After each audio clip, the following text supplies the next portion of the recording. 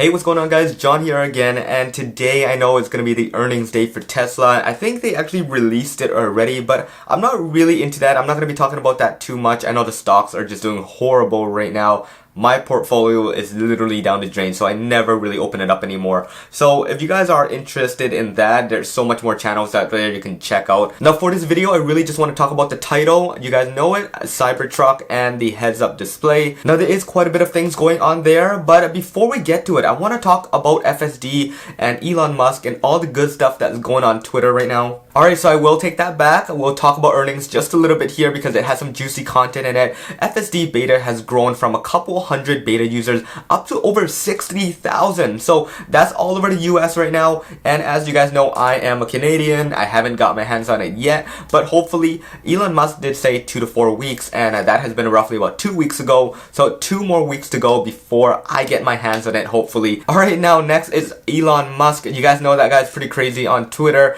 He's talking about Dogecoin to McDonald's. He's talking about a lot of crazy things, but he did say something very good here. CyberTruck has been riding around a Texas factory and just around the Austin area, and he says that it's super amazing. Alright, so enough of all that. Let's talk about the CyberTruck, the heads-up display, the suspension, on all the good stuff. Now you guys already know there has been quite a bit of leaks. There is a full-on video in the factory where it got delivered a couple days ago. Somebody recorded from the inside, literally front to back of the CyberTruck, or at least what it is right now, the alpha, the prototype version of it. So what we can take from that is that the CyberTruck is pretty much ready to go. Honestly, if they sold it right now, I'm sure there are millions of people that want to buy it. There are a couple of things here and there which I talked in a previous video. If you guys want to check that out, it should be up there in the link or down in the description below. There's a lot of talk in that video about the new wheels, the controversial windshield wiper, and the mirror, and a lot of other things. So make sure you guys check that video out. But for this video, I want to talk about the front display,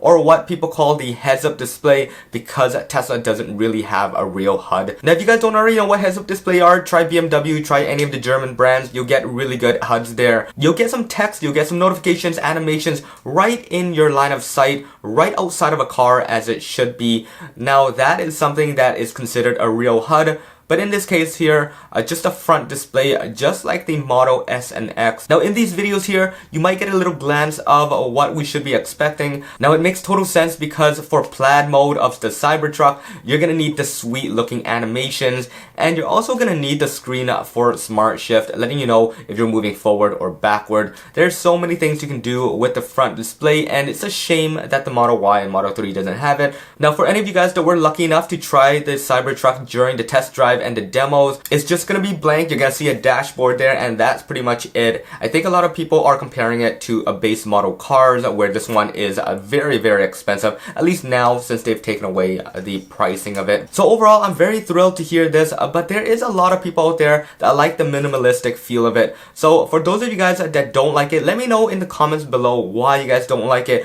why you prefer it to be completely blank and just a dashboard up there. I'm sure there's a lot of reason just for the viewing angle alone. I'm already seeing that as a big advantage, but I'm sure there are a lot more. So like I said, drop it in the comments below, and while you guys are at it, please subscribe and hit that bell notification if you guys can. Now the final thing I want to talk about also with the CyberTruck is the new adaptive suspension. A lot of rumors out there. You guys can simply just type it into the Google search bar. You're gonna see that Tesla says they're working on some kind of new air suspension specifically for off-road mode, and that makes complete sense here. I'm sure there's gonna be a specific one for the CyberTruck just to handle the rugged drive throughout the mountain passes, the terrains, and everything like that. So these are all just my thoughts and opinions, but I do think these are gonna come to fruition when the CyberTruck arrives, probably later this year. We'll have to wait and see, but I'm super excited for it. So anyways guys, this should wrap it up. I'm gonna be checking on my portfolio right now with the earnings finishing up, so that should be it for this video. Hope you guys enjoyed it. If you guys did, make sure to hit that subscribe. Once again,